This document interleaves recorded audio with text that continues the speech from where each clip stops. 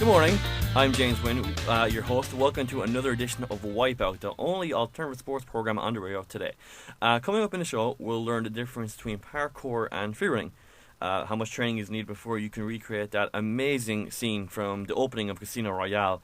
If you haven't seen it, I encourage you to go and watch it on YouTube as soon as possible. I mean, come on, it's free, come on. And have you ever wondered what it's like to jump out of an airplane? We all have, I believe. Or a talk to Connor Heelan, who has done over 1,500 skydives, and here's how she got on with him.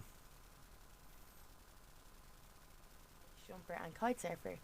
And I'm going to start asking him my first questions about skydiving, the sport people would know most about.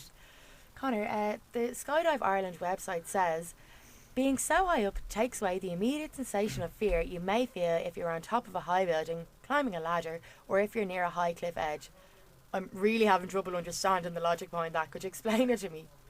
Yeah, a lot of people, when they first hear about skydiving, they say, oh, I couldn't do that. Too much fear of heights.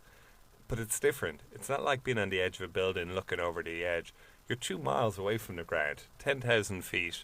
When the door opens, the sheep do look like dots. The fields, they look like patchwork quilt or something. So it's not the sensation. It's not like a ground rush when you leave the plane immediately. And it's more about the sensation of free fall when you're up that high. It's only when you get close to the ground that things speed up, let's say. And I've heard people say that it's actually very peaceful, skydiving. Is it really peaceful, or is there a massive adrenaline buzz with it? Yeah, at the start, when you do your first jumps, of course, it's all about it's all about adrenaline and the excitement and the buzz.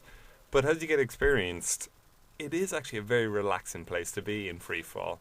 When you're up there, you can't be thinking about your girlfriend, you can't be thinking about your job or any hassles that you have. You're focused for that 30 seconds, 1 minute in free fall on what you're doing there and then. Buddhist monks spend years trying to learn how to meditate to achieve that sort of focus. And what does a skydive actually feel like? Does it really feel like you're jumping out of a plane and that's it? Well, the first time, when the door opens the first time, say if you're doing a tandem from 10,000 feet, there's an incredible amount of noise, and you obviously are very scared. It's the first time you do anything new. You're obviously scared. The instructor pushes you out the door or helps you out the door, and it's the immediate sensation of speed because the wind is so strong. You're falling at 120 miles an hour. It's gushing through you. If you have your mouth open, it blows wide open. Your cheeks are hanging out. And there's just that sensation of noise and speed. And then when the canopy opens, it suddenly all changes. Suddenly it goes very, very quiet. And you're floating. And you have three or 4 minutes under canopy where you return to where you're meant to land, and it's very, very peaceful. So two very different sensations in a very quick period of time. And I've heard that, as you become more experienced in skydiving, your canopy or parachute kind of gets smaller and smaller. So does that mean you're obviously going to be coming back to ground at a much higher speed? Is it more dangerous the more experienced you get? That's a strange question because the statistics have a very strange curve. At the start, when you start off, it's more dangerous because you're less experienced.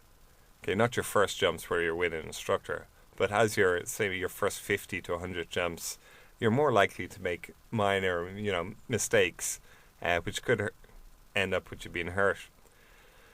But then after that initial period, it becomes safer again because you got a bit of experience, and then you start to get cocky. And then you want the smaller canopy. You want to be flying towards the ground as quick as possible and pulling out at the last minute just before you land.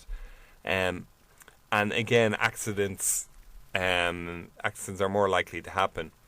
And then as you get more experience again and you get old and wise, you become safer again. And what kind of people skydive? What kind of people? All kinds of people. It's amazing, actually, the different age groups. There's no...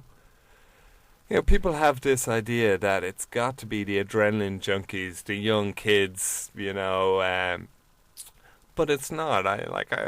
My friends, I'm a